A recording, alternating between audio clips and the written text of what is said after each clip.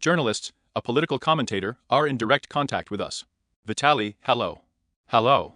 Last time, we talked about the fact that Putin will escalate in response to the sanctions imposed by Donald Trump, albeit with urgency. And we are seeing some, it seems to me, rather strange attempts.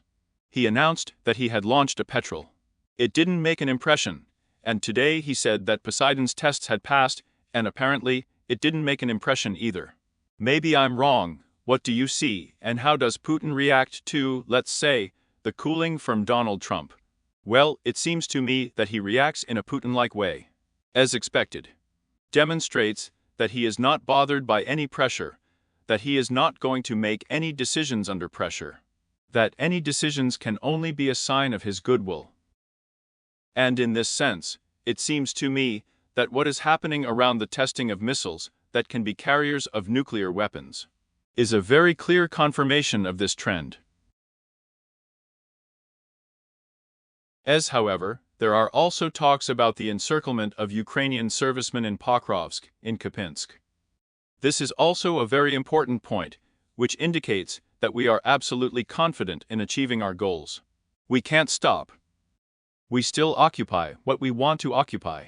And if there is some kind of ceasefire and some kind of end to the war, then before that we simply need to agree to our terms. That is, to return to what we talked about in Anchorage. First, a peace treaty, which in principle would create prerequisites for the disappearance of Ukraine from the political map of the modern world, and then a ceasefire as a reward to Ukrainians for capitulating to Russia.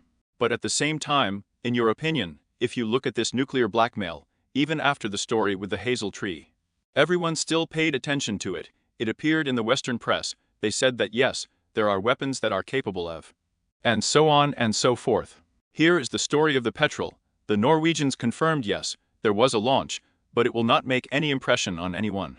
In other words, roughly speaking, Putin is losing that instrument of influence, well, as such nuclear blackmail, which he seems to have had before.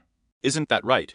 Well, you're absolutely right, Vadim, because what has happened in recent years? Nuclear weapons, which for many years have been perceived as a deterrent weapon, and it was believed that the very possession of nuclear weapons already ensures the world from a repeat of the events of world wars. It turned into a weapon of blackmail precisely because the biggest war since 1945 year began in Europe, and it became obvious to everyone that the presence of nuclear weapons does not guarantee that new wars will not appear on the European continent. And over these 3+ years, indeed, the West has already got used to the fact that nuclear weapons have acquired a different status. The status of a weapon that can be used at a certain point in human history. Therefore, as a tool of blackmail, nuclear weapons really no longer work. In order for the West to really think about how to build relations with Russia, it is necessary not to blackmail with nuclear weapons, but to use nuclear weapons. And look at the result. And this is exactly what the President of the Russian Federation seems to be not ready for yet, anyway. What they are trying to show. I now want to talk a little bit about the forum, as he talked with General Gerasimov. That is, Putin was sitting on a platform, he had a not very confident voice, Gerasimov was at the bottom of it. Well, we paid attention, I read later, many people paid attention to it. This is the humiliation of one's own army. That is, when General Gerasimov, like the Strugatskys, remember, is a smart guy. He always met his guests and put them in an uncomfortable chair. But is this an accident, or is it a kind of pattern? In other words, Putin demonstrates how he treats his own army now with the help of General Gerasim. Or did it happen that way?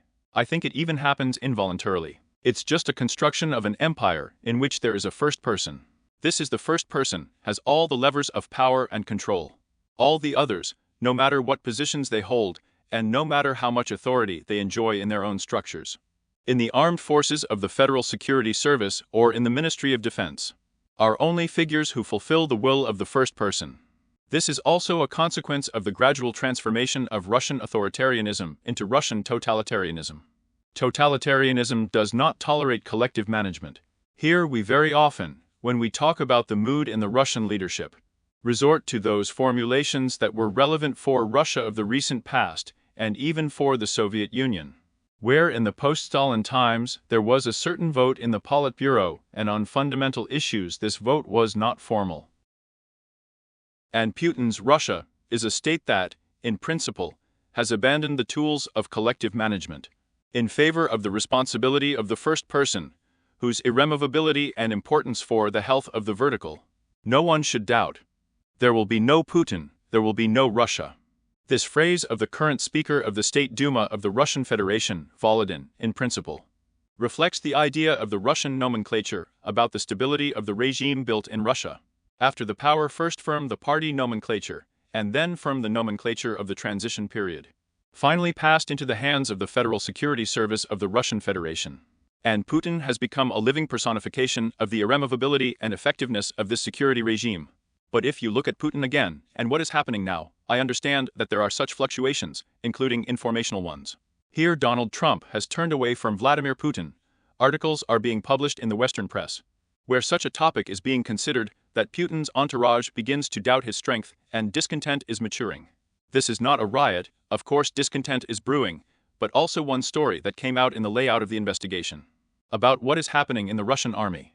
Many people heard about it and knew, but it was already confirmed by documents, correspondence, and so on, that they kill each other. Yes, there is a business built on sending people, and if you don't want to go to the assault, pay, and that's all it seems, and how it leaks, because my colleagues told me that on officers of the Russian army, soldiers of the Russian army, simply come out to them on non-residents and so on and tell them what is going on inside. This cannot lead to, if not to a riot, then at least to a weakening of this vertical, and does this not indicate that Putin is actually losing power? It seems to me that this indicates a market economy. If you have the opportunity to pay off the storm of money, this suggests that the instruments of a market economy that began to be introduced in the former Soviet Union and in Russia from the early 90s effective. Because in the Soviet army of Stalin's times, as you understand, you could not buy off the assault. Well, first of all, the effective detachments of Marshal of the Soviet Union Lavrentiy Beria were behind you, and thus they excluded the possibility that you would not comply with the order of your superiors.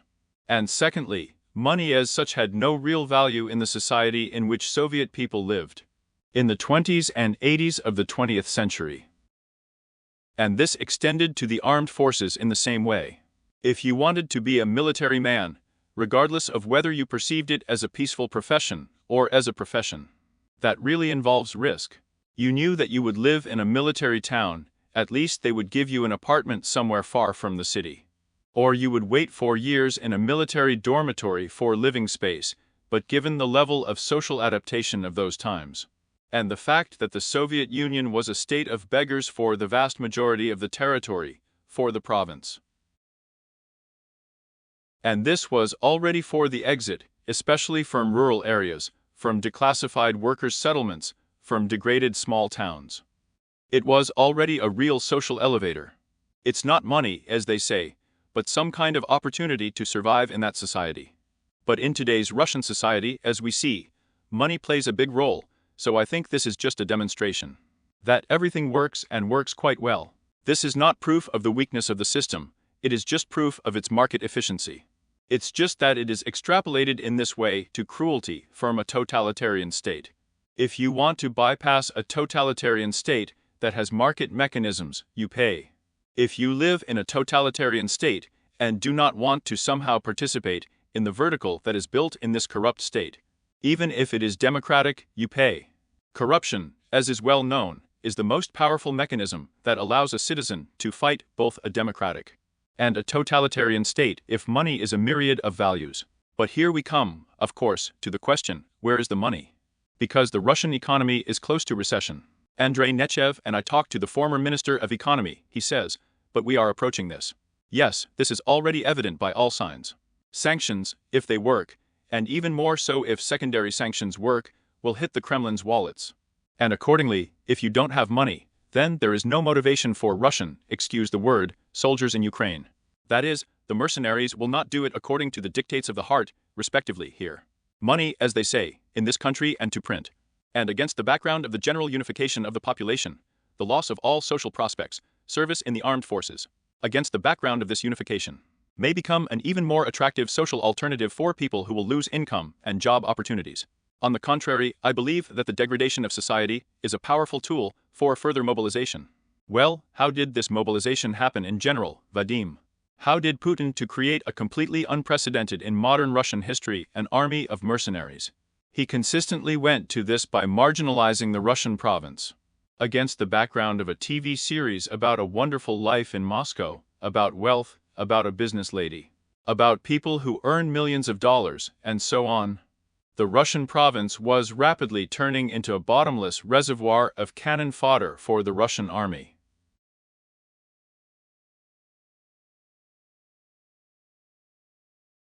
And the worse it gets with the Russian economy, the more people will be forced to choose murder and war as the best social elevator for survival. Well, this experience of mobilization, after all, he no longer returns to it exactly to such an open process. Because even Hitler, of course, because he realized that open mobilization is the key to public discontent. And moreover, if people are mobilized even by the power of the apparatus that exists in Russia for such actions, then their death, and they still have to be minced, will cause irritation in society. The death of a mercenary, as you understand, cannot cause any irritation in society, because people themselves volunteered to fight for money. Therefore, I repeat once again, if you want your army to fight for several more years and achieve the destruction of Ukraine and the collapse of other former Soviet republics with the renewal of Russian statehood within the borders of 1991st year, you must do everything possible to make your population poorer, and that the only place where men could find money for his own survival and to feed his families was in the ranks of the armed forces of Ukraine, was in the profession of a murderer of rapists. This is an absolutely necessary condition. Do you understand? And the people who support this structure, I don't mean those people that go to the front and go to storm, or as they call on the assault. And here is the whole system, which is built, including on enrichment. That's how much money is needed in order for them to have enough. Because here are the generals, the apparatus, the Kremlin bureaucracy, and not only the Kremlin, they are not. Well, just what they want to get is not what they get there at the front. And this is already quite an expensive pleasure to support exactly the apparatus that will administer this war in every possible way. Not just to administer, but he still has to have something to steal. And what to steal? Yes. This. Therefore, if this apparatus has to want to steal something, it needs the occupied territories even more and more. Look at how Putin acted. He was constantly occupying Ukrainian territories, giving them to feed his colleagues. Not the old item, not the old oligarchs, and those who associated with him. The most striking example is the Crimea, which, as you know, was actually given to Putin's oligarchs for plundering. According to this device, it's very simple. If you try, the whole army will occupy several more Ukrainian regions. You will be able to get money. If you don't fight well, if you can't occupy a few unfortunate areas that will become a reservoir for profit for you, and expel people from there who do not show loyalty to the Russian state, then it's your own fault that you live so badly. Fight, kill, occupy, destroy, and you will have money. And will there be money? Here's the question, again, I'm not talking about moral, because it's just missing there. They took Crimea, occupied it, and annexed it relatively bloodlessly. That is, the peninsula has not been destroyed, the cities have not been destroyed, we no longer remember Bakhmut. Well, I mean, Russian propaganda does not talk about Bakhmut at all, and in general, he left the information field. This city that just doesn't exist anymore. Yes, there was a city that no longer exists. Accordingly, when they enter there, they do not leave anything, that is, there is nothing left in this city. There is scorched earth and a lot of mines, yes, just to clear them. You understand this, it's very difficult for you to think from their point of view. Stealing. A predator. In such a way that he would tear apart the victim, and would not be able to eat its meat, then he would not rush at everyone passing by. Here the question arises, here are these people who want to suck, yes, that is, to money. Well, there are probably people there who understand that you need to stick to something, and if there's nothing left, then you can throw this bone to them, but what will they get? What are they for? This is a good question, but war is a giant corruption machine. If you are somewhere near the distribution levers, you will definitely get more than your compatriots. And yes, it may not be the profits that could be in the world in peacetime, but nevertheless, it will be an unprecedented amount, compared to the fate of all your compatriots who will not have any money at all for survival. There is also a question with what to compare. And inside Russia, this big redistribution is about to take place, as it is already called, the space where there is money, is shrinking on the one hand, and on the other hand, the struggle for these resources is logically escalating. This is also a consequence of the war. They are each other. Naturally, that's why. In general, I believe that everything should happen, as in the Stalinist Soviet Union. It was all progressive. In the beginning, people who were representatives of the exploiting classes, and had completely different beliefs than the left-wing socialists. Then, the left socialists themselves, the left social revolutionaries, the Trudoviks, the Mensheviks, who were simply former participants in the political process, so to speak.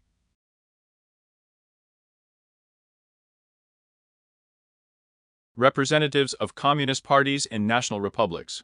Now few people know that even though there were in fact two more communist parties here in Ukraine, united with the Bolsheviks and, as you understand, their assets were also destroyed soon. Then the purge in the ranks of the Bolsheviks themselves. The destruction of people who claimed power on a par with Stalin, and then the culmination. The destruction of the party apparatus that supported Stalin himself because of his complete inefficiency. And because Stalin was afraid of the apparatus, that remembered the times when Stalin was only one of the leaders of the Bolshevik Party. 37th year and 38th. And the emergence of a completely new elite, which really managed limited resources, and strengthened, thanks to the Second World War. You understand that all these people whose surnames we know in the post-war decades, Brezhnev, Kosygin, Suslov, Ustinov, even Khrushchev, all these are the nominees of the Great Terror. If hundreds of thousands of people had not been removed from the administrative apparatus by Stalin, these people would never have made a career. Now, a new Putin's young elite is growing up. I think Putin can quite easily get rid of the previous elite through repression and intimidation in order to replace these people with his more loyal and more frightened middle-aged supporters or young people who will be completely loyal to him and will understand that war is the means of existence of the regime. And the longer it takes, and the more people both from Russia and from the hostile side, if the country dies in this war, the more stable Putin's vertical will be. In other words, if you are talking about people who are now expressing doubts about the effectiveness of Putin and the models proposed by him, then the fate of these people should be simple. They must be destroyed at least by personnel. The 37th in Russia, well, I understand that all analogies and historical parallels are conditional. But if we speculate on this topic, has it already come, or is it still the approaches to? No, it seems to me that now the nomenclature is just loyal enough. I don't see any point in the 3rd or 7th year, because I see that the nomenclature understands the values of this war regime, is ready to participate in all this. Failures occur only in people who are not natural participants in this system. Here you know this amazing story with the pseudo-governor of the occupied Zaporozhye Belitsky. Him. Which one? He has already apologized and deleted his post on the course. Yes, who tried to tell in a populist manner about the courage of the defenders of occupied Zaporozhye in front of the residents of the Kursk region. And everyone attacked him not just as an irresponsible official, but as a former Ukrainian official. In other words, they clearly showed him where his place is in this vertical distribution. These people can really go under the knife. We had a scoundrel Muntian here, who participated in the most disgusting informational provocations of the Yanukovych era, up to the falsification of a completely invented criminal case, which, if you want to know, was probably worth the presidency of Yulia Tymoshenko.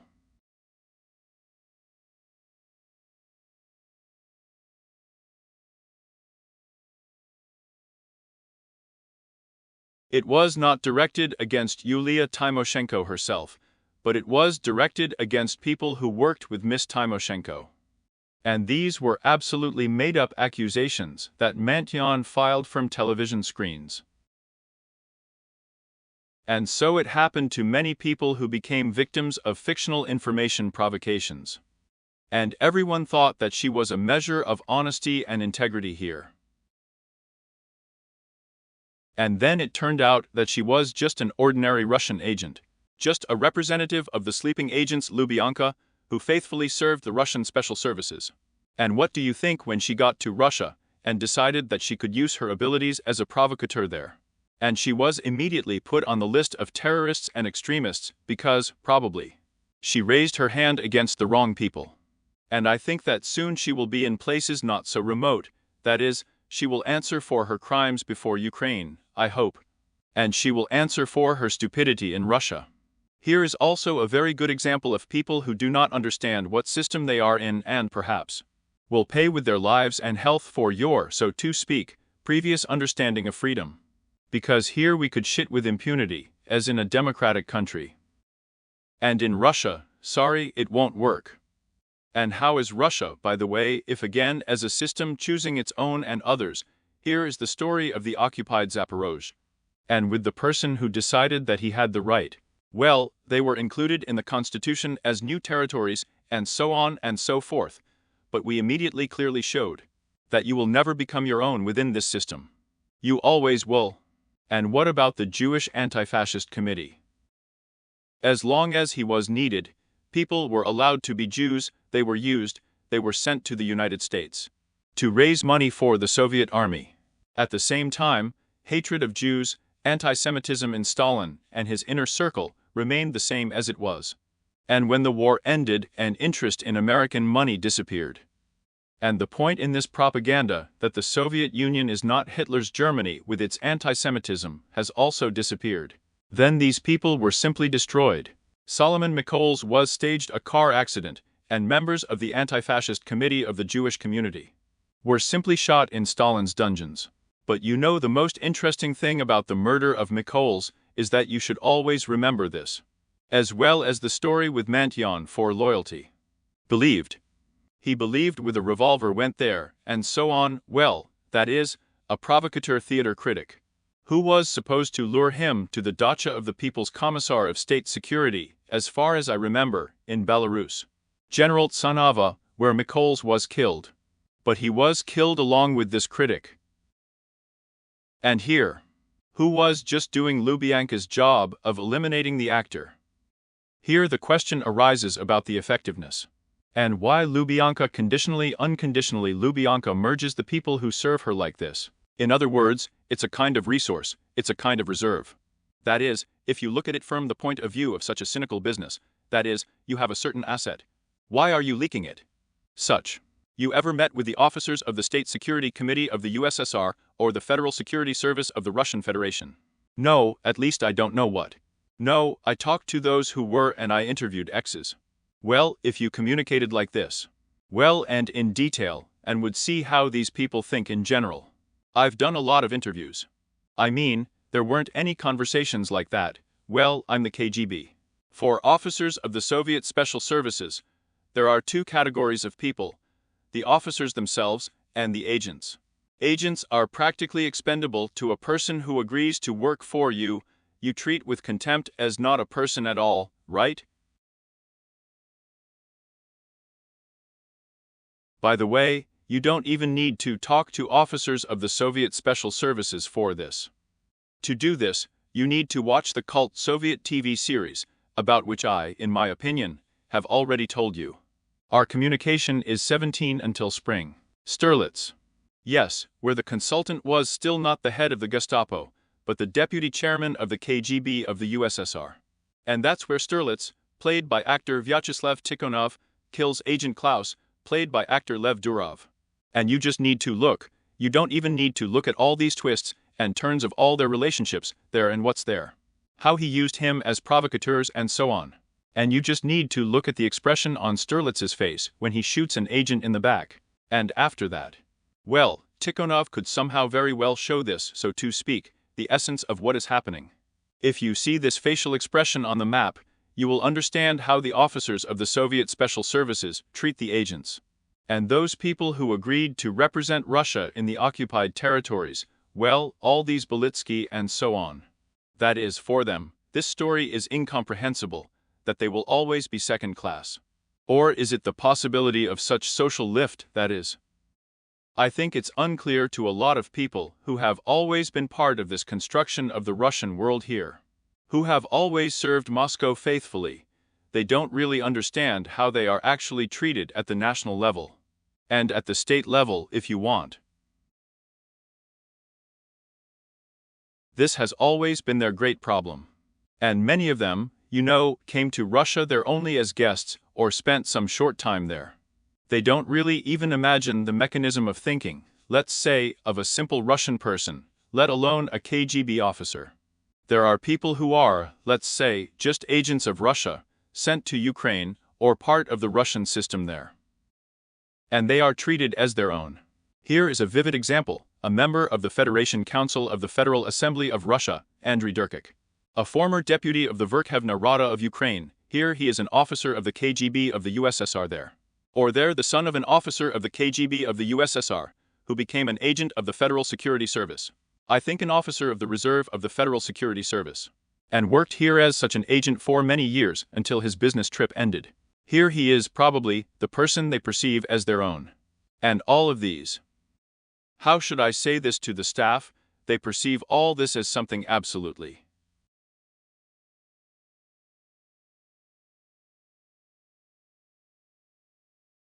Well, how should I say it? Third-rate, fourth-rate all.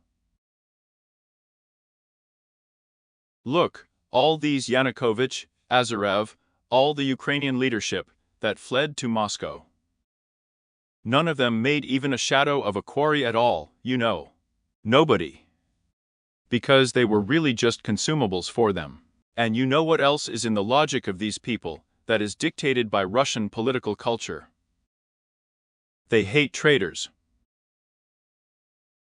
They may not like enemies, but the enemy is the enemy.